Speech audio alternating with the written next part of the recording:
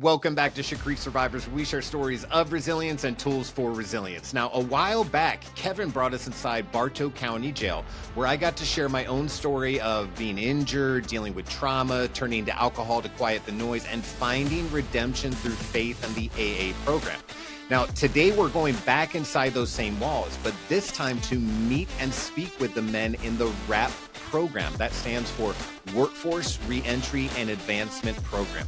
These guys are inmates, yes, but they're also fathers, sons, and brothers who've chosen to change. And the truth is, a lot of us are only one decision away from being in their shoes. So their stories are proof that God's grace does not stop at the prison gates, and that redemption is possible for anyone willing to fight for it. My name is Nathaniel Jones. I was born in South Georgia, raised up in Central Florida. I come back up here to Georgia to see my mom and my brother, and I came to Bartow County as I inherited some property. Back then, I was doing my own thing in between jobs, selling drugs, and my mom just up and one day said, "Why don't you go up there and see about the property that you got up there?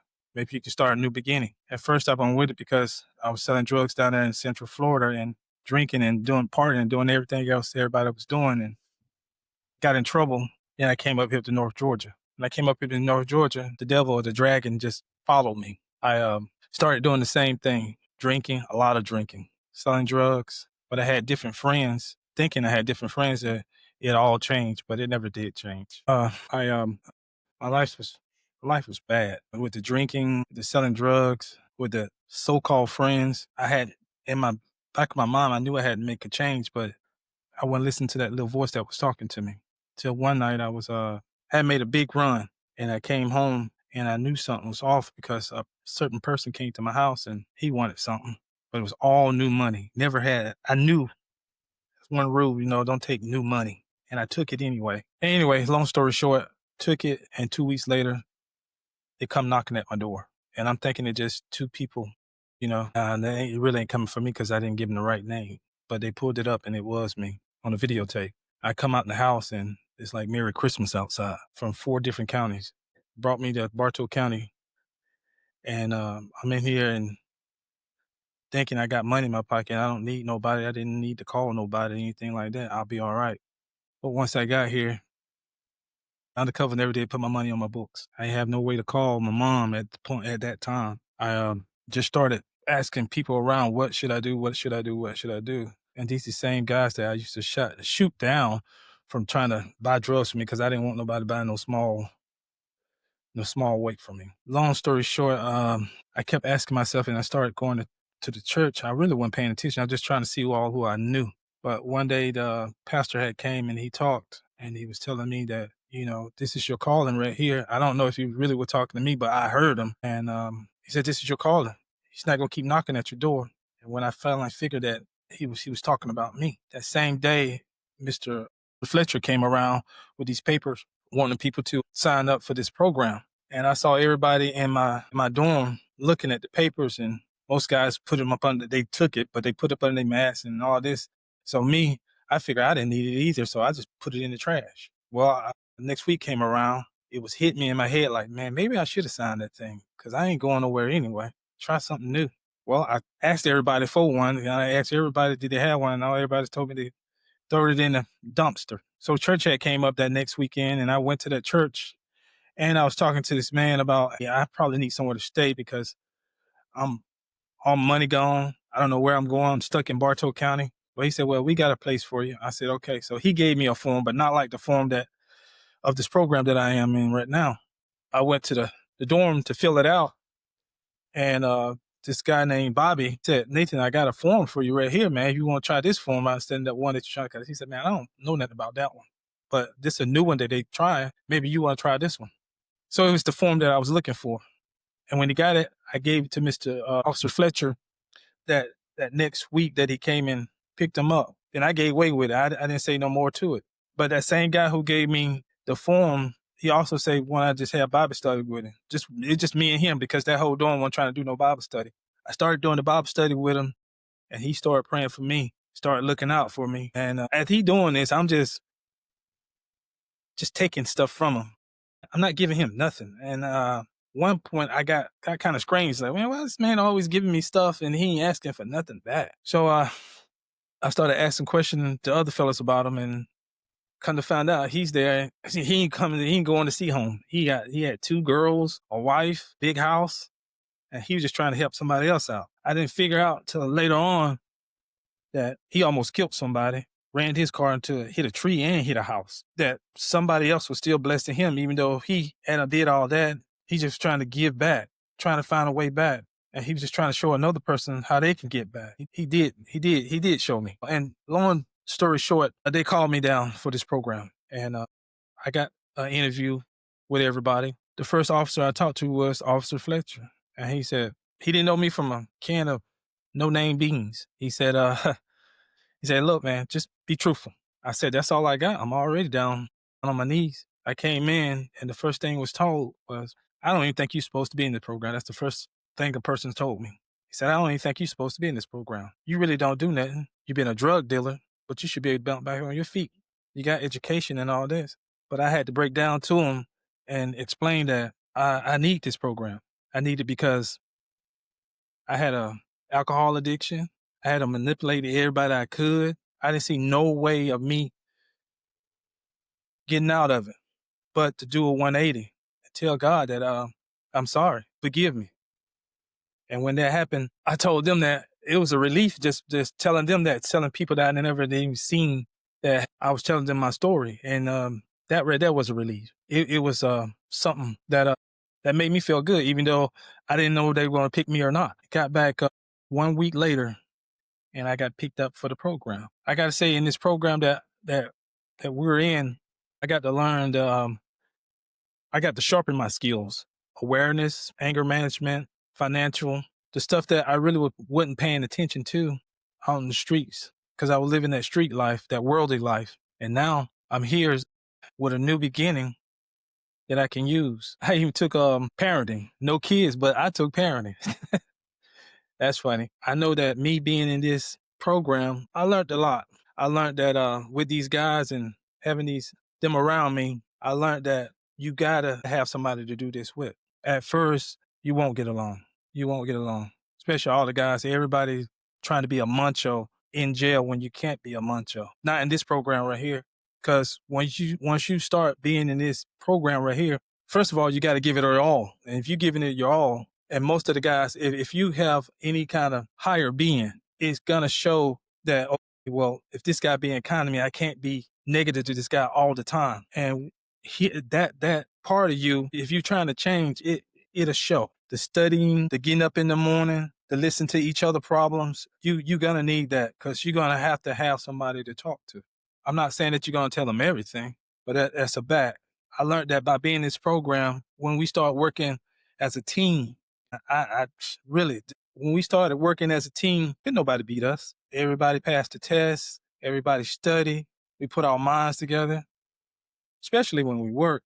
There was no stopping us. Every one of us had a good idea about something, how the way it's going to be. Even though your way might be better, but sometimes it's best to be quiet because somebody else's way might be a little bit, tad bit better than yours. I understand that I had to let down my guard sometimes when people are asking sincere questions. Not saying that I didn't not still had my little street knowledge, but I was starting to use my book knowledge. And I'm not talking about just a book off the street. I'm talking about the book of the Holy Bible.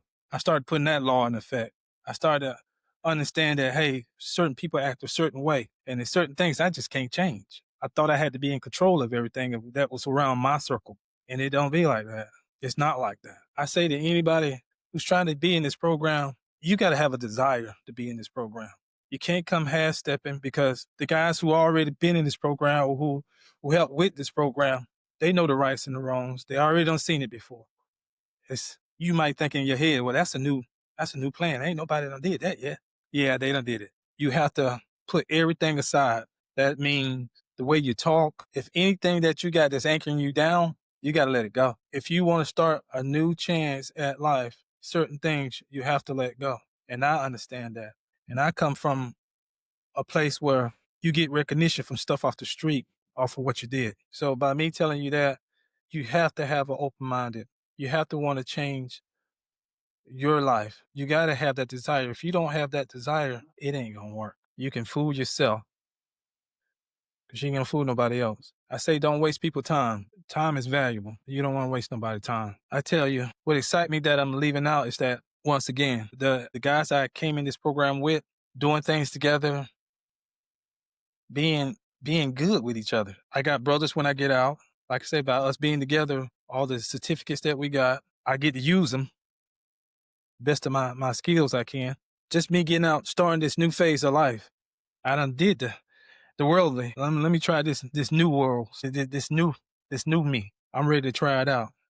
I read in a book that, my darkness, I'm in the PM. Now I'm almost in the AM. I can start seeing the light now. Just a few minutes away from the light and I'm coming out. So if I can encourage you, the only thing I say, and I'll just be straight frank with you, if you want to start this program, I keep hammering this and I say it's got to be in your desire. If you don't have any kind of desire, if you don't want this, because I wanted it and I had needed it. This was my last choice. So I'm telling you that if you want to make a 180, not a 360, but a 180, because you don't try everything else, try something new, try something different. I know you can do it. Thank you. That was beautiful. Thank you. That was amazing. That was beautiful. Thank you so much for doing that. That takes courage.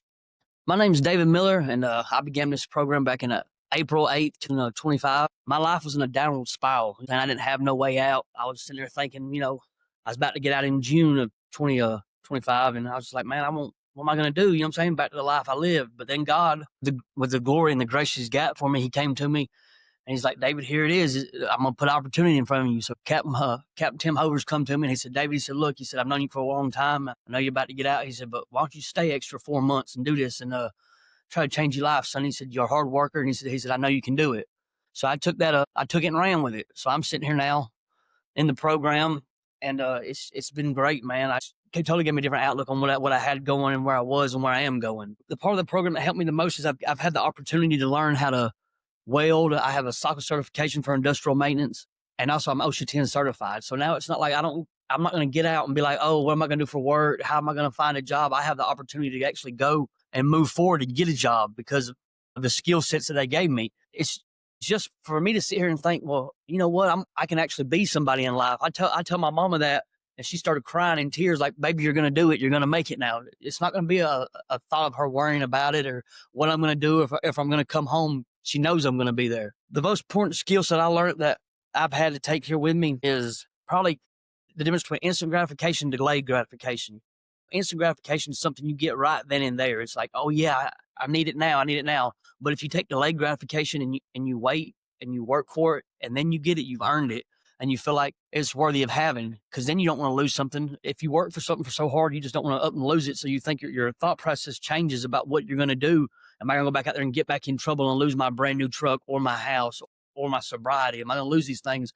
Where if you use on instant gratification, it's just like right then and there. And then you're like, oops, I messed up. So that's my biggest skill that I've learned. So the program, as for me, it's changed my outlook on my life. Like I know I'm worthy. I know I can actually be somebody in life. I know God loves me. I know that there's people there that care about me.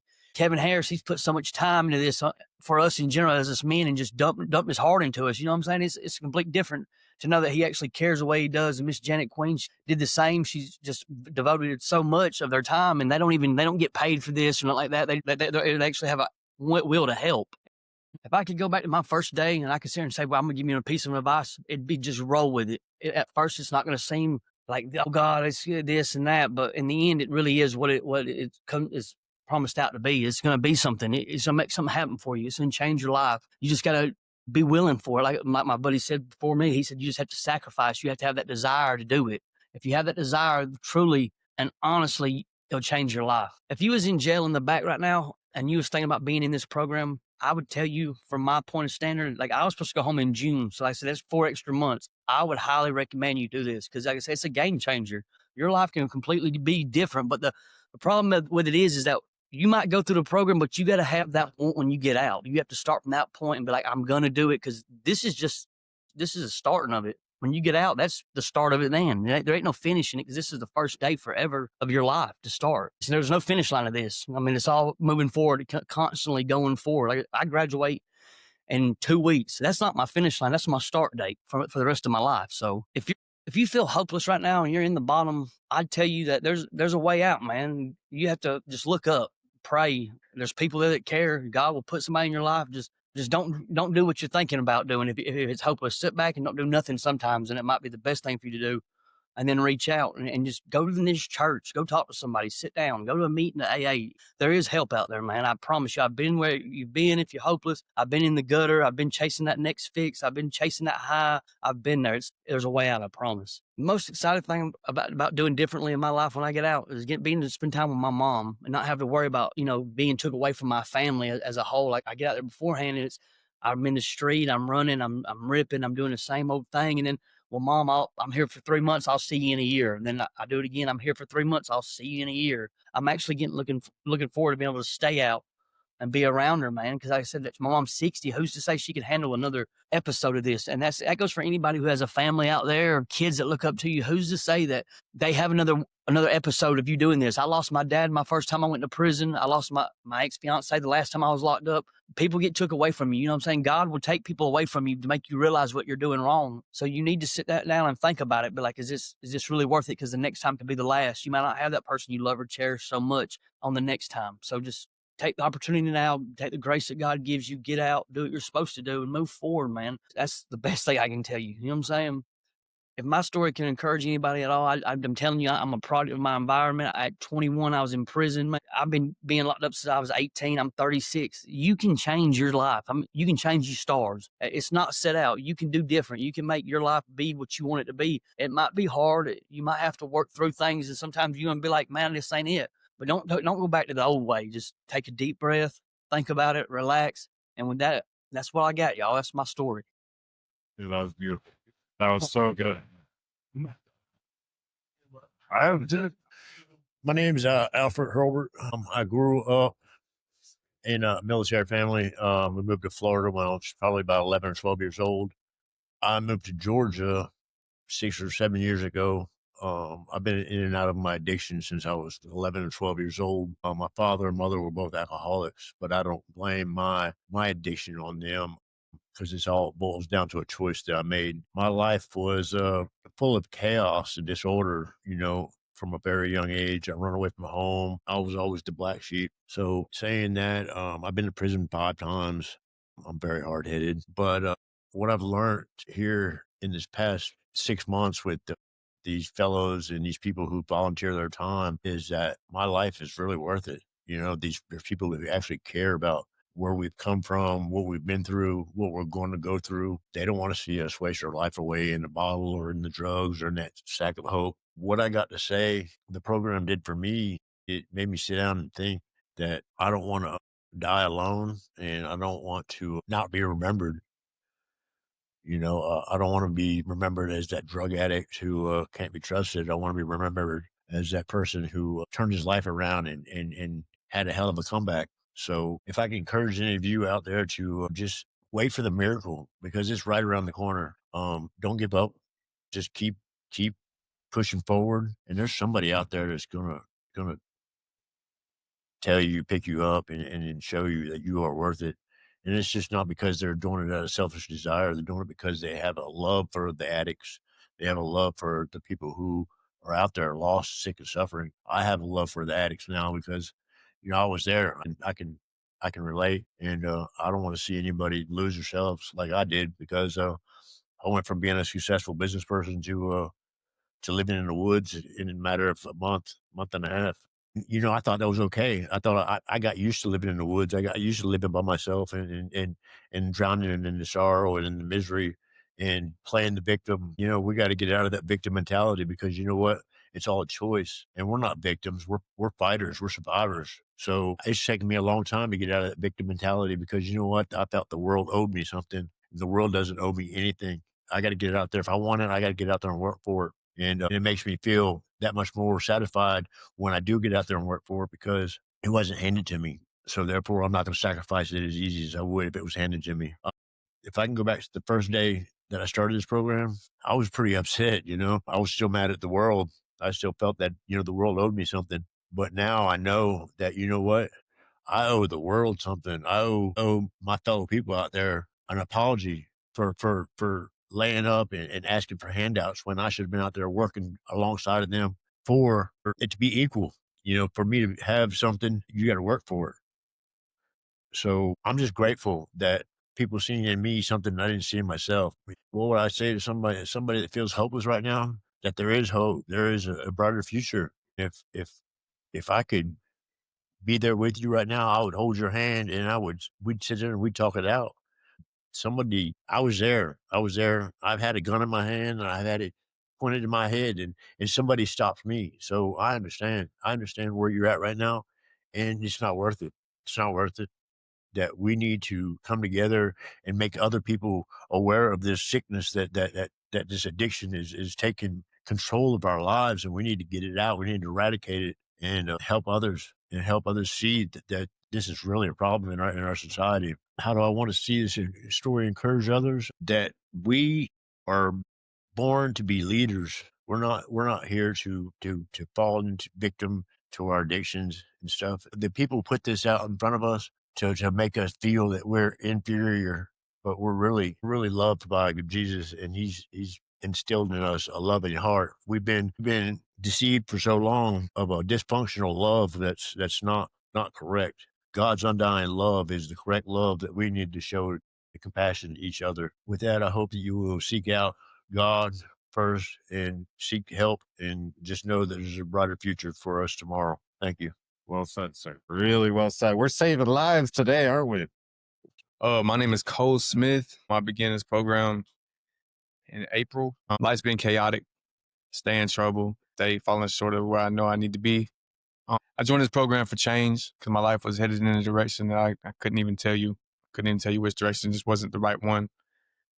Part of the program that helped me the most is the skills that we learn and just having a second chance. I just want to give a big shout out to the people in this program that believed in us and believed in me in particular. If you're thinking about taking a chance in a program like this, jump. Take the chance. And if you feel hopeless, just keep on keeping on, because did nobody ever succeed giving up? I'm excited for new opportunity. If anything out of these testimonies does help y'all, just keep pushing. Don't give up. Well done, sir. Yes, well done. My name is Elijah LeGrone. I began this program in April. My life before I got here, it was a struggle, and I kept coming in and out of jail and didn't know what to do next. I joined this program to get a second chance because the road I was going down, I was either going to be dead or in prison, and I didn't want that to happen. If I could go back to the first day I was here, I would say keep going and keep God first and keep reading the Bible and make sure I'm on the right path and keep going and don't stop. When I get out, something different, I'm going to keep going to church and everything, make sure I keep God in my life and stop being around negative people, because it affects you. If you would join this program, I would most likely you join it because you can get a second chance. And if you're going down the wrong path, this will really help you change your life and make a U-turn and keep your life on a positive note. That's it. Well done, sir. Well done. Thank you so much. Oh, okay. My name's Casey Clayton. I joined the program April 2025. Before the program, I was just back there in jail doing nothing and worrying about what I had going on next. I joined the program to try something different because I need a little redemption, second chance. Part of the program that helped me the most is just the people coming in, putting effort into us. It really helped. Learned a lot of lessons in here that I can take with me. To not give up. I learned a couple skills, learned how to weld. If you're thinking about joining the program, I definitely would, because it's better than sitting back there in the jail, and there's a lot of things that you can get out of this program. If you're feeling hopeless, just learn to keep your head up. That's all I got. That's fine. Thank you, sir. Really well done. All right. My name is Bradley Lackey.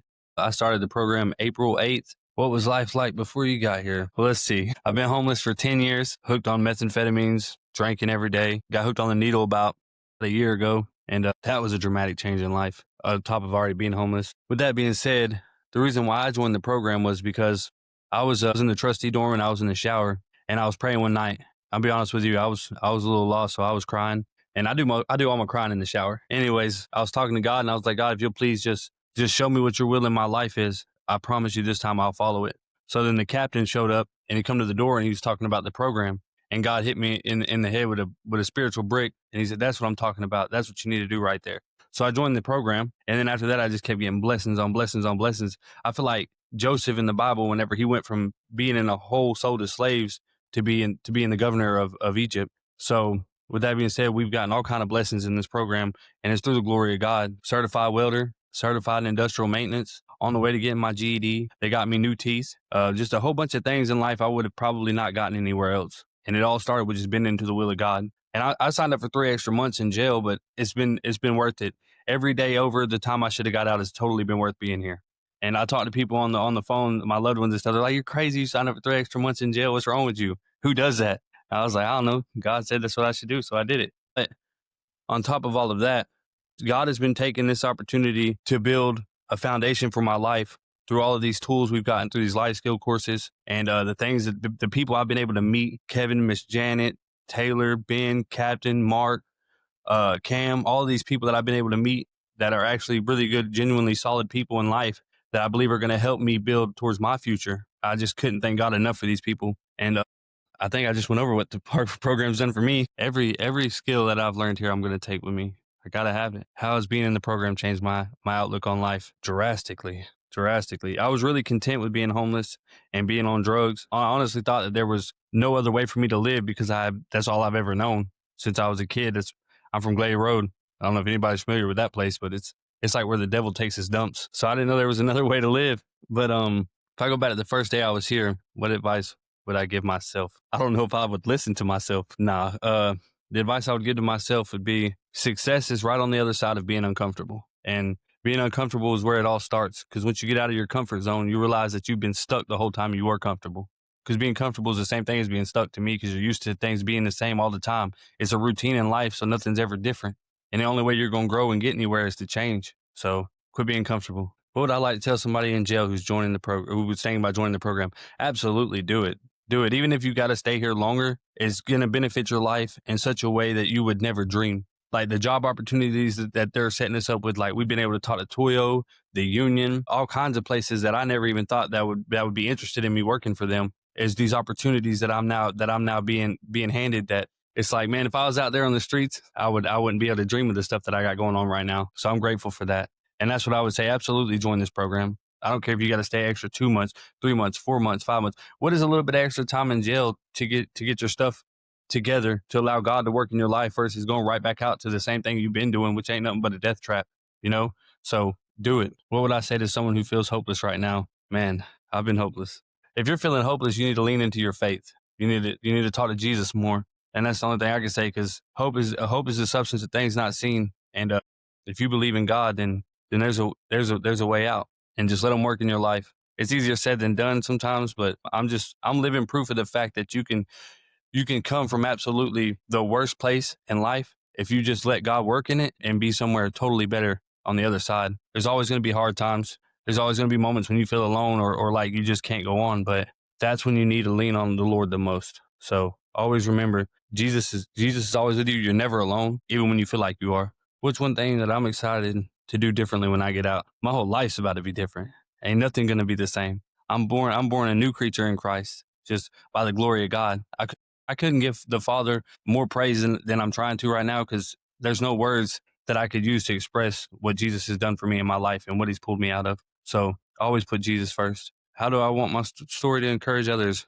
I just hope that it can. If anything I say can encourage you to do one thing differently in your life that needs to be done, then all glory to the Father. It's not me, it's Jesus. What you guys just did was absolutely amazing. I hope you guys are as proud of yourself as I am of you. Even I feel blessed to be in this room with you right now, talking to all these individuals who picked up their cross and bared it. Everyone out there is not taking responsibility. I'm so guilty of it too in some circumstances, but until you decide to change your life won't change. You know, I've been a victim. I've waited for people to come and change my life for me because I thought it was their problem. It wasn't. And you guys have put yourselves, it's just amazing. I'm so blessed to even be in this room. I'm flabbergasted. I never use that word.